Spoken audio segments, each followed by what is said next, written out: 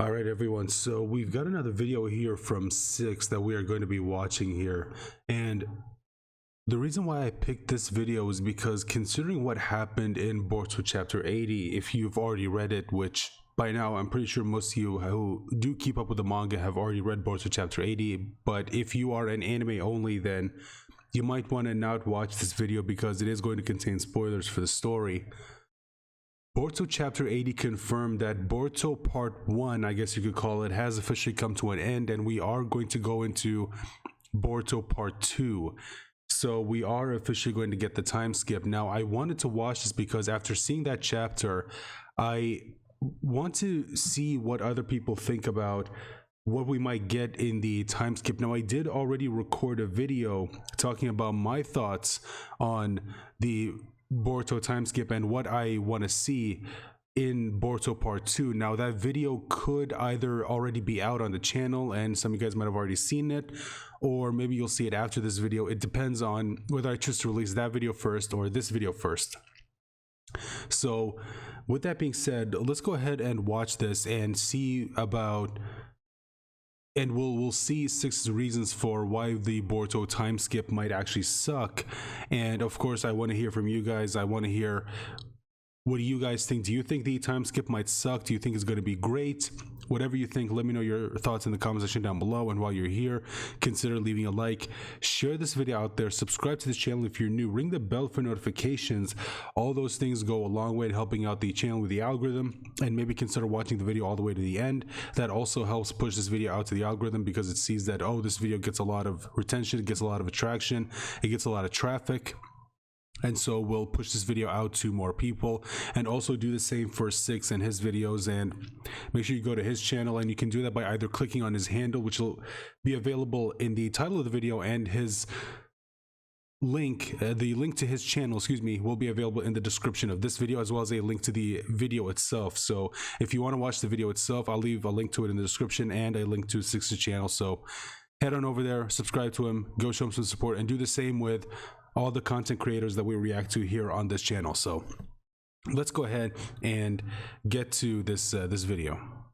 A few weeks ago, or maybe even more than a month ago, I did a video on why I thought the time skip between Naruto part 1 to Shippuden was sort of worthless. And in it, I went over why the characters didn't make too much progression between the two parts, or at least not enough to warrant the amount of a time skip that went down. Now, if you guys want, we can watch this video, and we can, or if you want me to give my opinions on it, just let me know about it in the comment section. But after this, we are going to be reacting to another video from Six that was recommended to me. We are definitely going to watch and react to that video. It should be the next reaction after this one. I do have other videos planned, you know, coming to the channel, because I've been wanting to bring some additional content to the channel as opposed to just reactions, even though I know a lot of you guys look forward to the reactions, and I understand that I'm still going to do them, but I have been wanting to add some other content to my channel. So I've got some other videos recorded now. I just need to edit them and get them ready to be uploaded to the channel. So, but the next reaction will be the Amaterasu video, and that's going to be after this. The time skip was around 2 to 3 years, depending on where you get your sources from. I tend to go with just somewhere over 2 years, since that's what they say in the original manga. About 2.5 years. But like I said, it varies from source to source. Maybe you can get 3 years, maybe you can just get closer to 2. But what are my main points in the entire video? I think it's 2.5 years, because we know that Jiraiya told Naruto when he was at the hospital that it'll be another 3 years before Orochimaru can perform the you know, the jutsu to take over Sasuke's body. And we know that it's been a couple of months from that moment to the moment when Naruto left the village with Jiraiya, so a little over 2 years. So it's not a full 3 years, it's been a little over 2 years.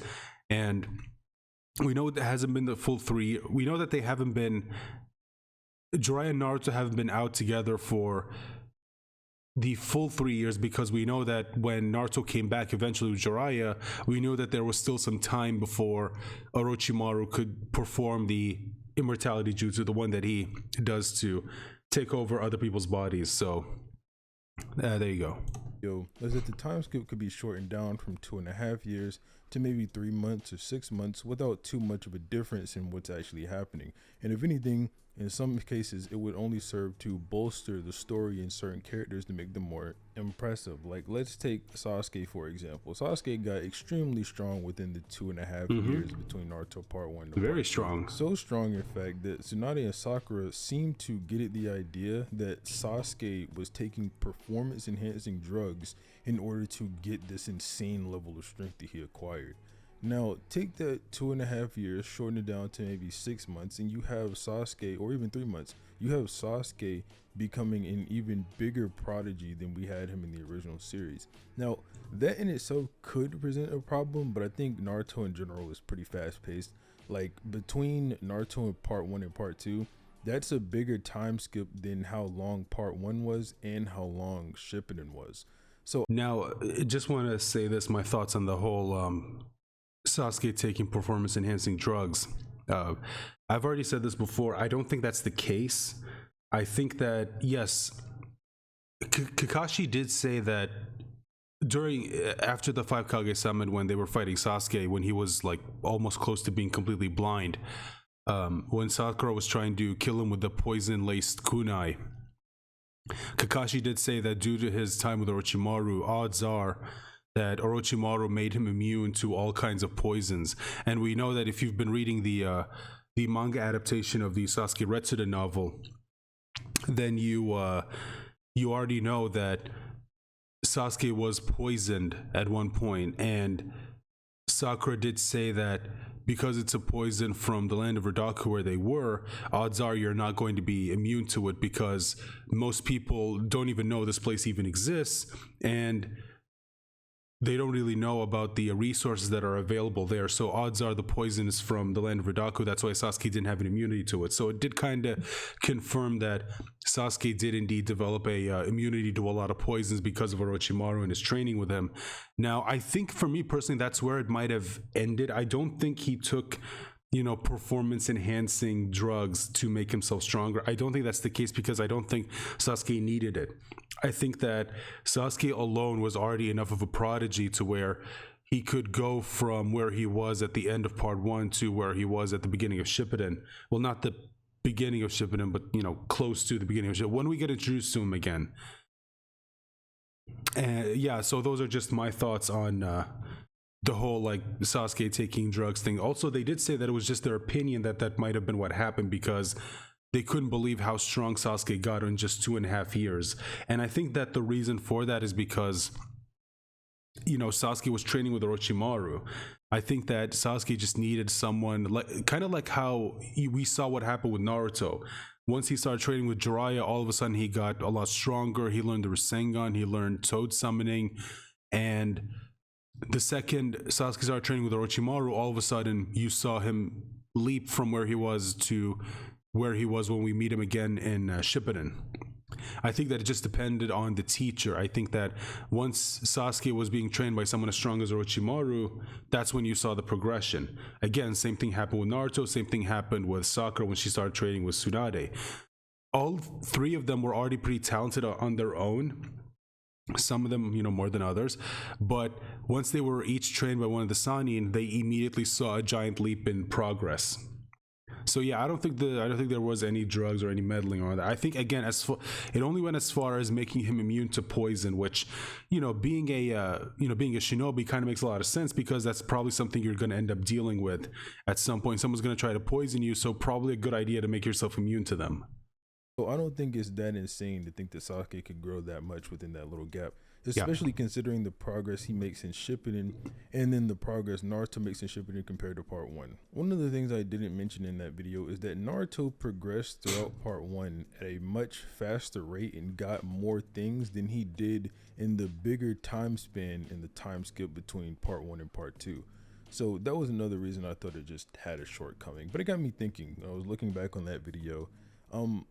Boruto's time skip is coming up, and everyone is super hyped for it. Everyone thinks it's going to be the turning point of the series. Don't switch up after the time skip. That's what everybody says. But should we really be expecting the Boruto time skip to be so incredible, especially given what Kishimoto has in the past? So I'm going to go over a few examples here, a few scenarios in which the Boruto time skip might not be all that it's hyped up to be. and some things in the series that I think might indicate this. And I think that sometimes we put more stock into things than we're actually supposed to, and then we end up getting disappointed because our expectations were so high, but the writers didn't see it that way when they originally planned it, or whatever the case may be. But before we get started, I'd like to ask if you could leave a like on the video and subscribe to the channel as well, as it helps the channel out a lot, and I would obviously greatly appreciate it. Link to the channel in the description, guys. For my first point here, or just click on the handle on the title of the video. Timeskip design from chapter 1 of the manga and then episode 1 of the anime, whichever one you prefer. The point is still the same. What's the glaring difference here between Boruto here and Boruto for the majority of the series up to chapter 78?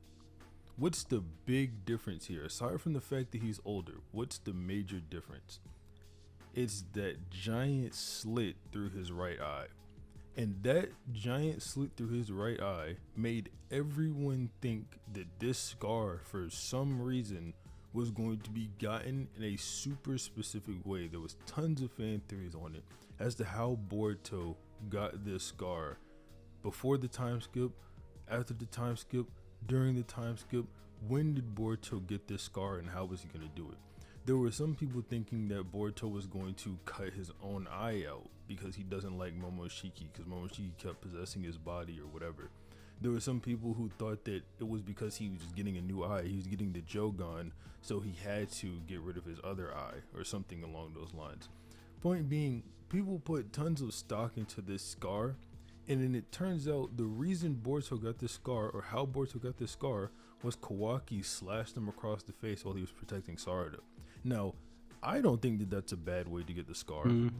It's certainly underwhelming if you listen to all the fan theories and then started believing them. Yeah, see, that's the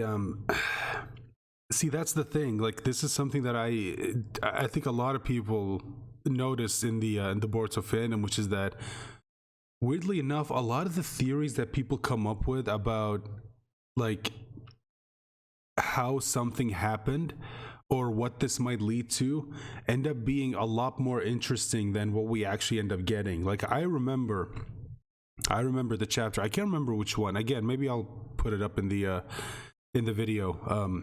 You know, when I'm editing this. When Amado showed us that pod that he had in his office that he was working on, and he said that, you know, this is going to be a strong ally to the Leaf Village. I remember immediately people started coming up with all these theories.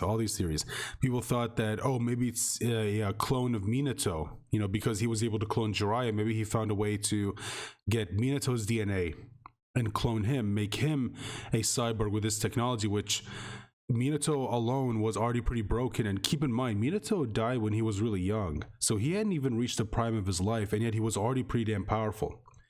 So if you had Minato and you had him enhanced with Amado's technology, I mean, that would have made for one insanely powerful clone. Some people theorize that maybe it was a Madara clone. Some people theorized maybe it was a clone of Sasuke, and that it was all behind, or it was all for Amado's secret plan to take over and everything, that he was essentially looking for a way to replace Naruto and Sasuke, that he planned the whole encounter with Ishiki so Naruto would either die or lose Kurama, or Sasuke would die or lose the Rinnegan or whatever, and then he would come in with his own replacements for Naruto and Sasuke, and he would have basically stronger versions of them, and they would be under his control, and so on and so forth. Like, I remember seeing all these theories about what it might be, and it turned out to just be another Delta. And you know, there were some people who did theorize that, you know, maybe it really is just another Delta, you know, maybe we're all just looking too much into this, and it turned out to be right. It was just another Delta.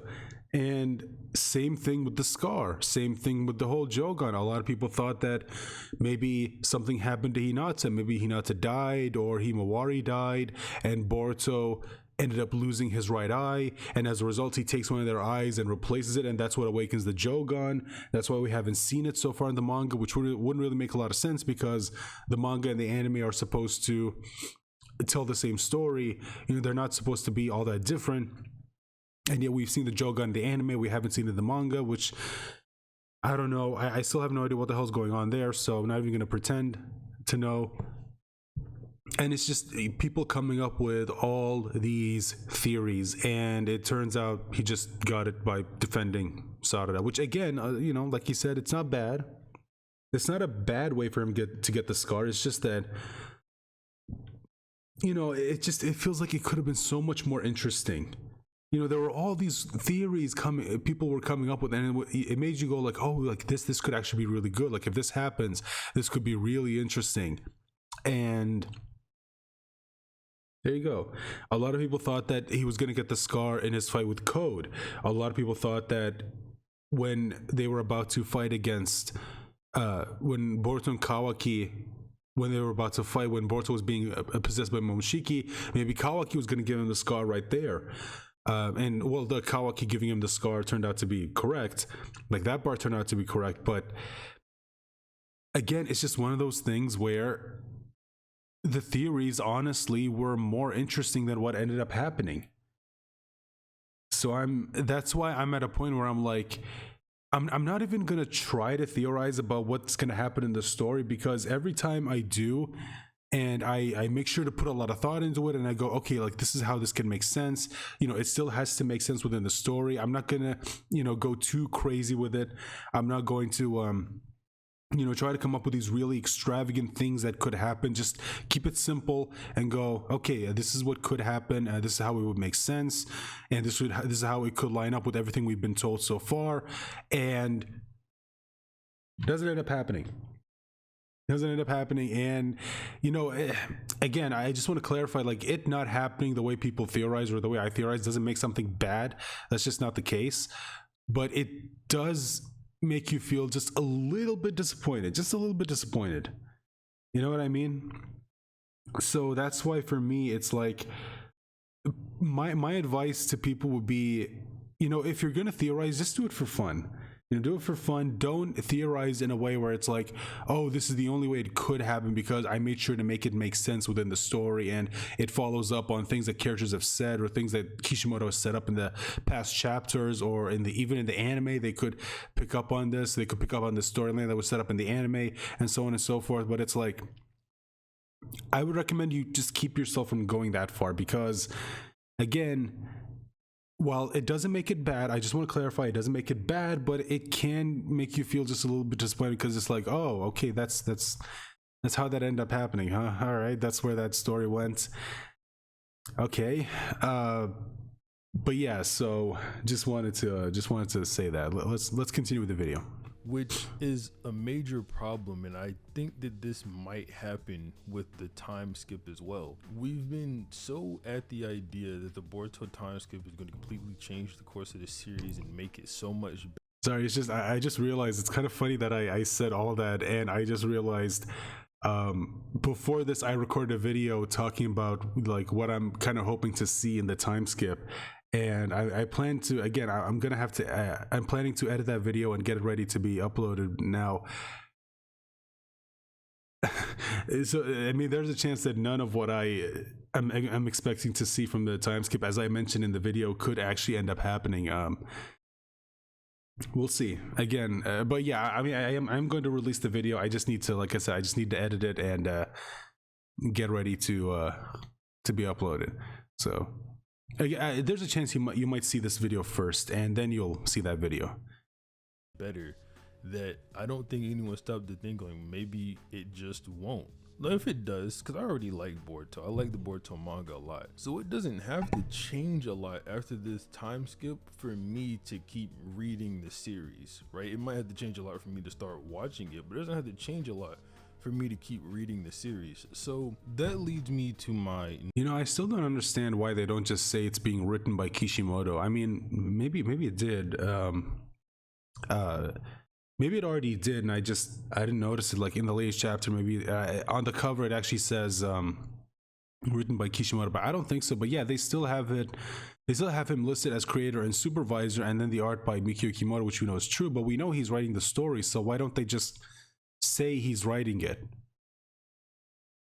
Next question, which would be, should Boruto change? Boruto since the beginning of the franchise. Like I said this before many times. The beginning of the franchise, since then, Boruto has failed at capturing Naruto's general audience. To say that people ignore Boruto for the most part or just don't like it literally isn't doing the state of the community justice. Most people would rather not watch Boruto or just say Boruto is not canon than actually give it a fighting chance. Now, I will say the majority of that is probably due to how the Boruto anime is handled, and people generally don't like the Boruto anime because of the filler it adds in. And the filler it adds in, well, it can be good sometimes. It's bad most of the time. It has relatively poor animation, sometimes an uninteresting story. And with people, generally just hopping on to anime more than manga, I could see how people wouldn't really like Boruto that way. At the time of recording this video, Boruto Part 1 has ended, at least according to the anime section. The Part 1 of the Boruto anime has ended. So I would hope with Part 2 they're able to step things up in this regard. The manga Part 1 has already ended. I think this was uploaded 2 weeks ago from now. And the latest chapter came out about a week ago. So okay, so yeah, I guess he recorded this before the latest chapter dropped, so he would know that Boruto Part 1 was already said to have ended, and that chapter 82 will be the beginning of Boruto Part 2. And not do as much filler, and if they do filler, maybe it can be a little bit more planned, maybe a little bit more adding to the story rather than the sort of random junk it feels like now. And that's not to disrespect anyone who happens to enjoy Boruto's filler. I'm just saying that it's kind of hard to disagree that people generally do not like it. So perhaps it should change, especially if, we're being charitable here. They're building this Boruto franchise for people to read and enjoy. And if it's not resonating with the audience, something needs to change. Something like MCU Thor. MCU Thor was this big, Chad man, and then they changed him into more comedy-like because he wasn't resonating with the audience. No one really liked Thor when he was like that. So I guess to end this section off, I gotta disagree with that statement. I liked Thor when he was like that. In fact, I actually prefer how he was when he was originally introduced, as opposed to where he is now, where he's just like a clown. Honestly, he's just used for telling jokes. Nobody takes him seriously anymore. And I feel like the movie that kind of had a perfect balance between the serious Thor and the comedy Thor was Infinity War. I thought that what the Russo brothers did in that movie with Thor, I thought was just beautiful. It was absolutely beautiful. It was a perfect balance between the Thor from the first movie, a little bit of Thor from the second movie, and the Thor from Ragnarok that a lot of people liked, which I gotta be honest, for me personally, I'm not a big fan of Thor Ragnarok. Didn't even bother watching Thor Love and Thunder because I heard it was just like what you saw in Thor Ragnarok but cranked up to 1 million. So I was like, yeah, I'm skipping that if that's the case. Not even gonna bother watching it. So yeah, don't really agree with the statement that nobody liked Thor when he was introduced first. I highly disagree with that. Now, when he says nobody, does he mean the majority of the people didn't like it? Then if that's the case, then okay, yeah, maybe that might actually be true. But if he means nobody, as in no one enjoyed the first Thor movie, I think that that's completely false. I mean, a lot of people did enjoy it. Let's be honest, me included.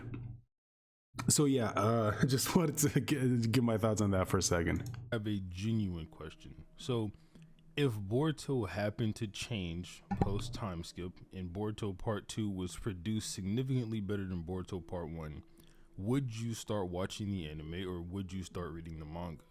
Would you catch up or would you just immediately start with the time skip?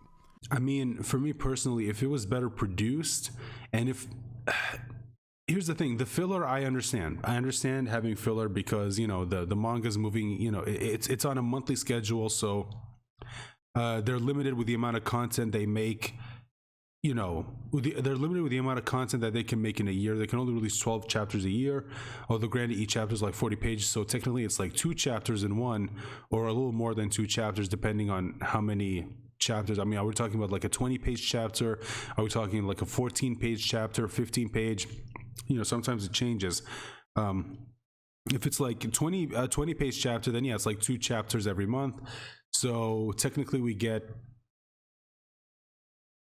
24 chapters. I don't know why I blanked out on the math for a second. So yeah, it's like we're getting 24 chapters a year, but that's still nowhere near the amount of content that we would get if it was a chapter every week.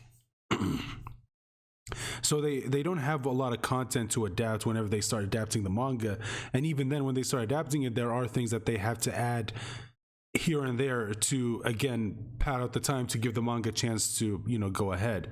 And I think that might be one of the main reasons why they put the anime on hold, is to give the manga a chance to keep going, so that when it does come back, there's content for them to adapt, and also to, from what I understand, to essentially have a better production schedule, because that's something that can affect an anime, and that's probably why we had those episodes like the infamous Boruto crying meme that went around for excuse me, that went around for a while after that episode during the what was it called?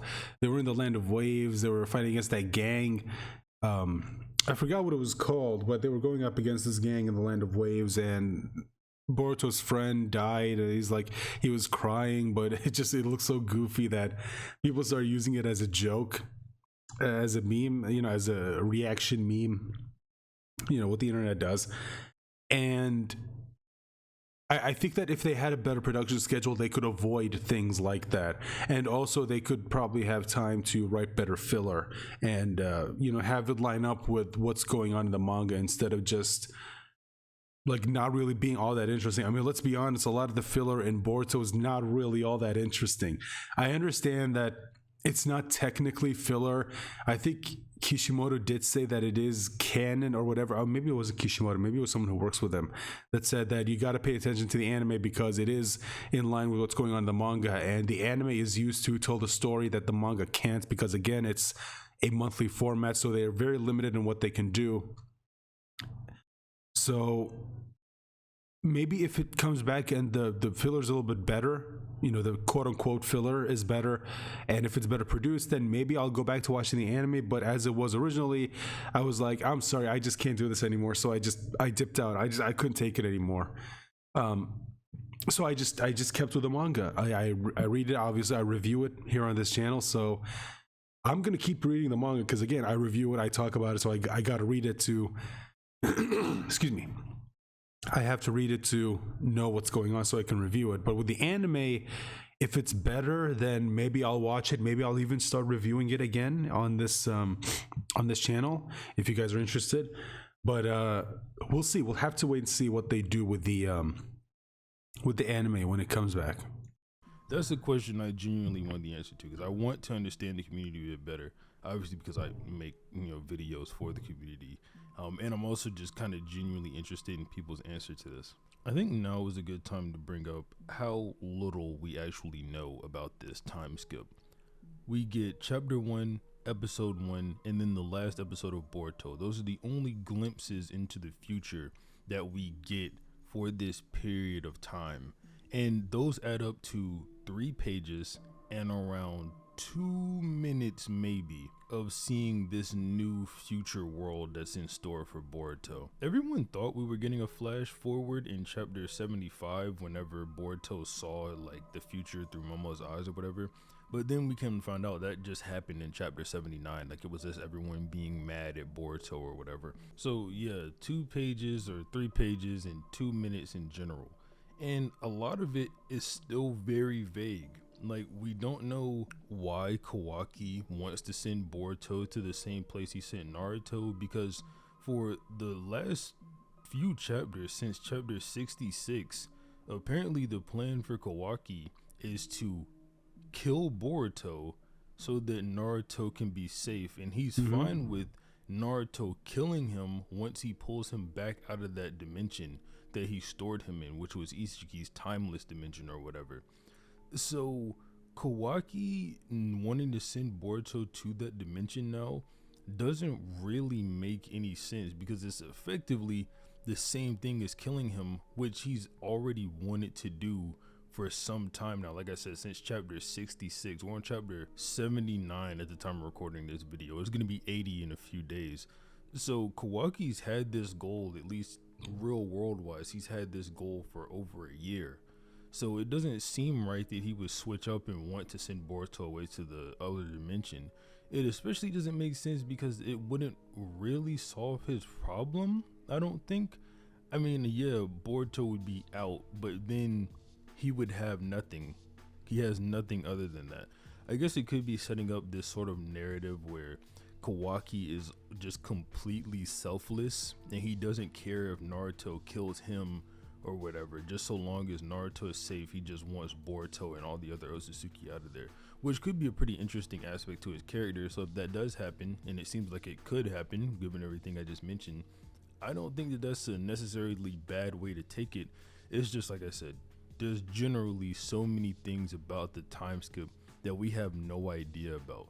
People debate heavily about whether or not this page shows that Boruto has the Jogan in the manga or not, just because in the manga it doesn't have the black sclera like it does in the anime, which I mean it could just be a design difference, you know, who really knows. We won't really know until the time skip actually happens or until we see Boruto actually awaken the Jogan. Now, Yeah, I mean that's admittedly that's a little bit strange. Like we still have no idea like what's going on there.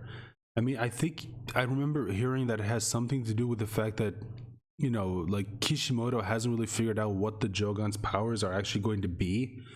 So he still hasn't like finalized what it actually is, like what it can do, what it can allow the wielder of the Jogan to actually do. So it has something to do with that. Maybe that's the reason why we haven't seen it so far.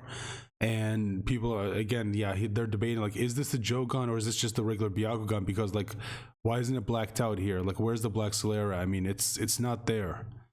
So yeah, it's, I mean, you know what this reminds me of? It reminds me of when after the fourth Great Shinobi War, and after the we saw the Boruto movie, a lot of people were wondering like, does Naruto have six path sage mode or not? Because like, why don't we see the true seeker orbs behind him? And it turns out that no, he does. He does use it, but it's just he doesn't have the orange pigment around his eyes.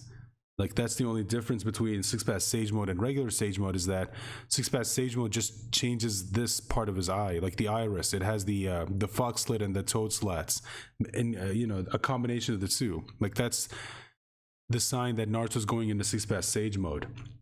Not the chakra the chakra orb, or not the chakra orb, the chakra cloak around him. Like whenever, like that's just something he adds on top of it to make it even stronger.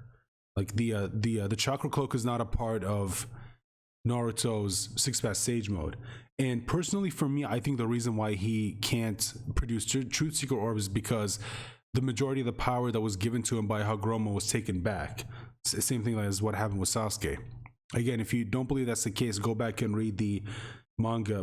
Go back and read can't remember what it was. It was chapter 692 maybe, or 95, because it was definitely before the fight with Naruto and Sasuke. So yeah, it might have been chapter 692 or chapter 691 where we saw, or maybe it was chapter 690.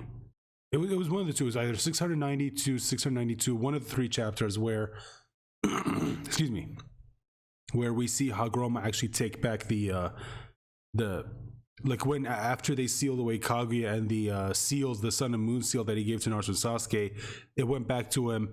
Same thing with his power, because he was able to perform the summoning, whereas he couldn't before because he gave away the majority of his power to Naruto and Sasuke, one half each. So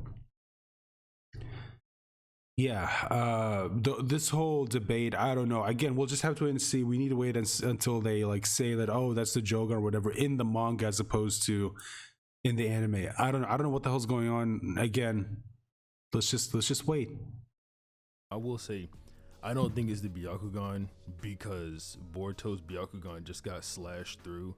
There's also a pretty big drawing difference between the Byakugan and this eye. This eye's pupil is a lot smaller than how Akimoto generally draws his Byakugan.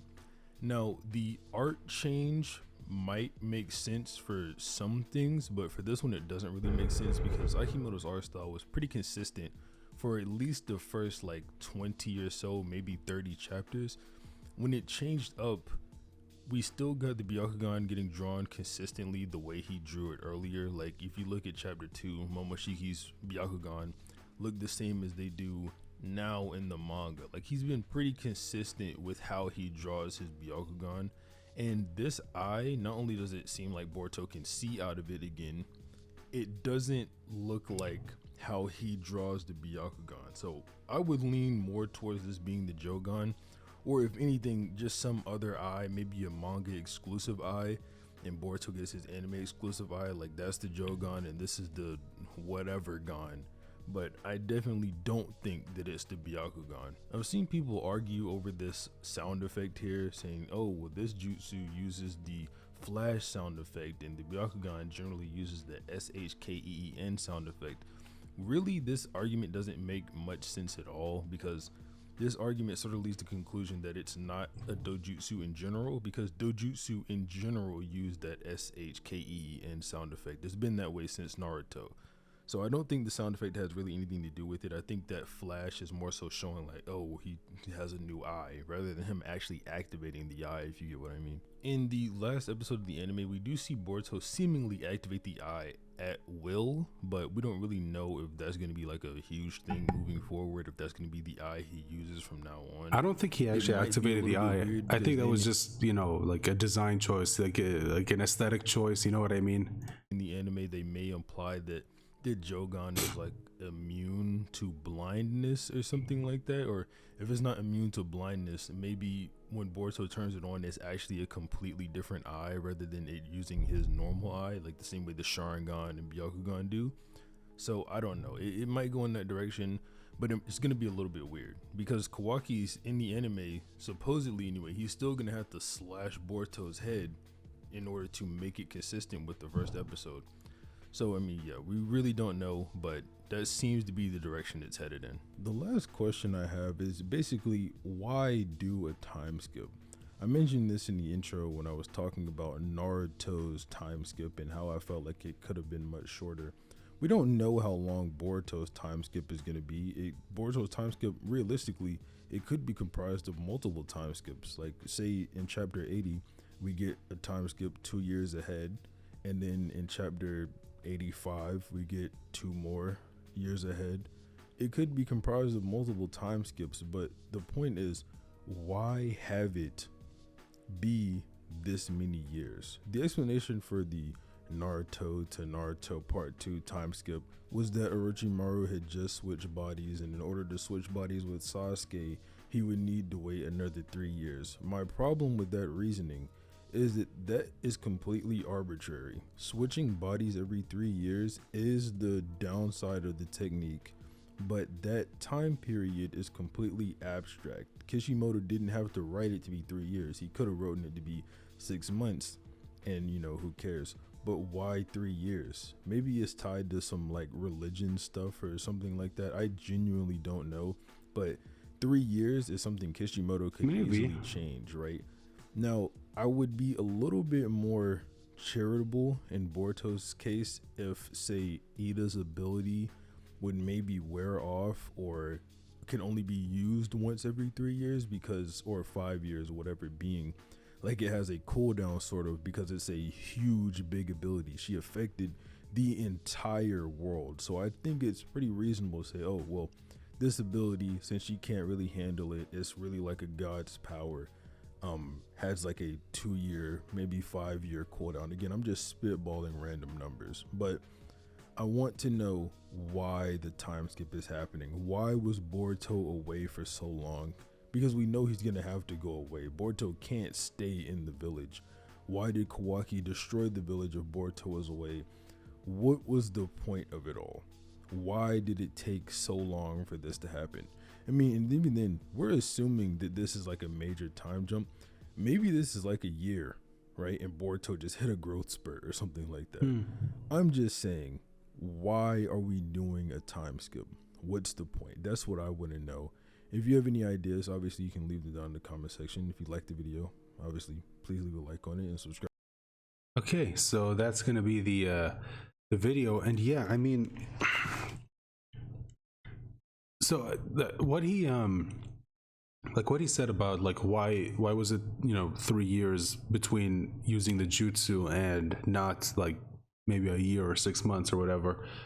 I mean, technically, yeah, there's nothing that said it had to be 3 years. I guess that's just the rule that Kishimoto came up with when it comes to the ability. Or maybe he really did just need a reason to have a 3-year time skip. He wanted to age up the characters, and he just needed a good reason for that to happen.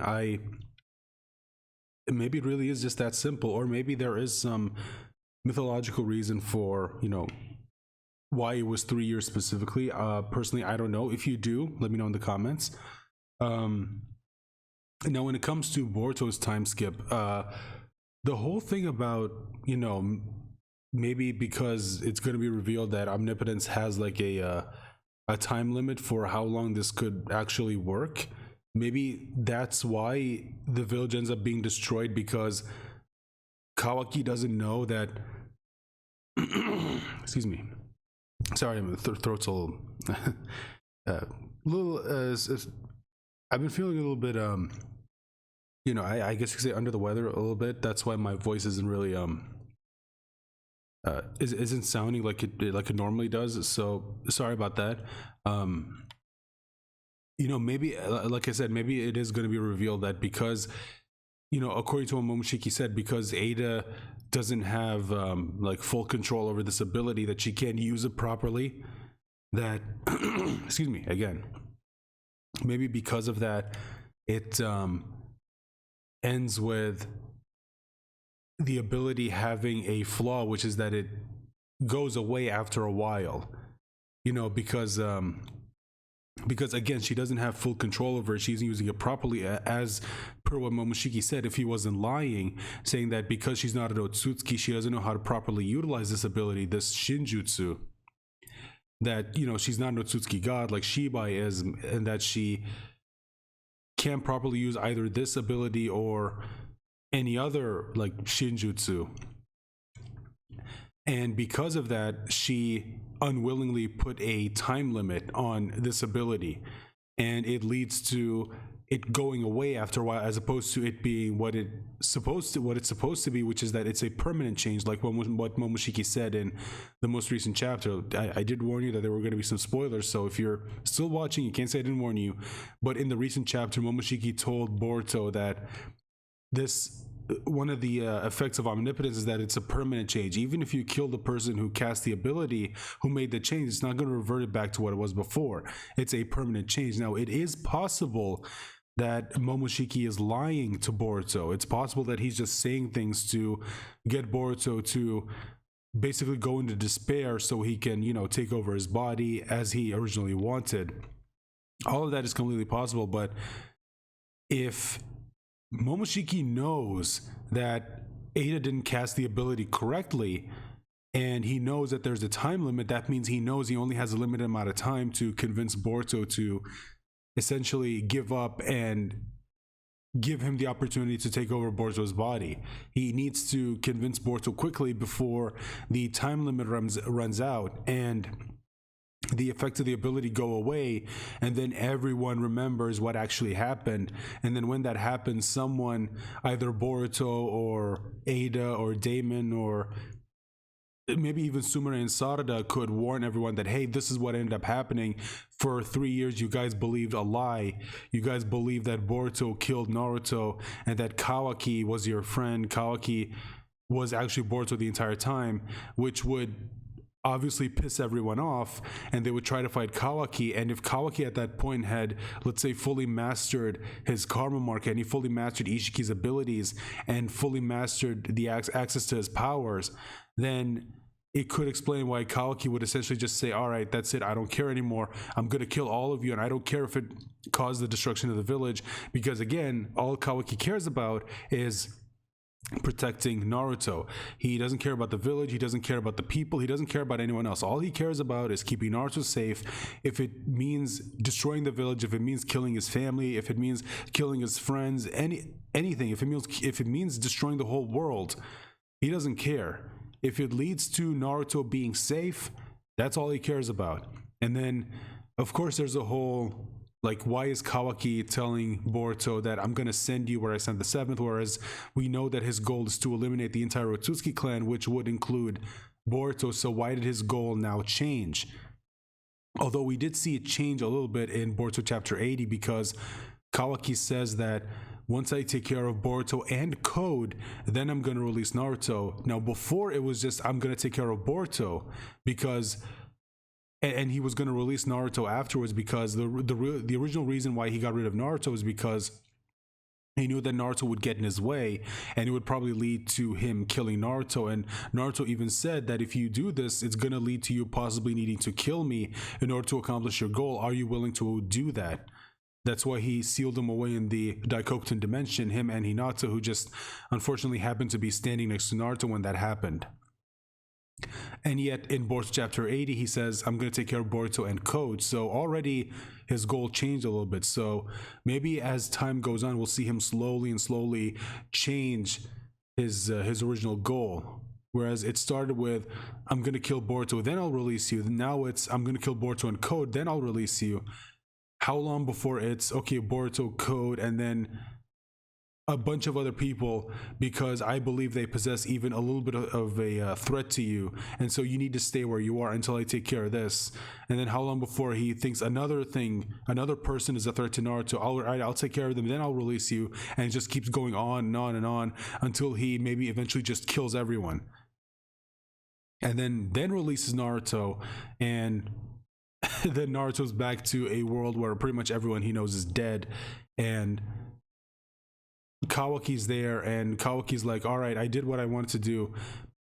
Now you can go ahead and kill me, because I know you're going to be pissed at me for doing what I did. So I don't know. It's really interesting to watch all this, and I'm really curious to see where Kishimoto takes the story. But that's going to be it for the video, guys. Let me know your thoughts in the comment section down below. As always, remember to like, share, subscribe, and share this video out there with I'll share this video out on the social medias, Twitter, Facebook, Instagram, whatever it is you use. Get this video out there. Please comment down below with your thoughts, and if you have any more recommendations for reactions, just let me know about them in the comment section down below, and I will get to them. Bye for now.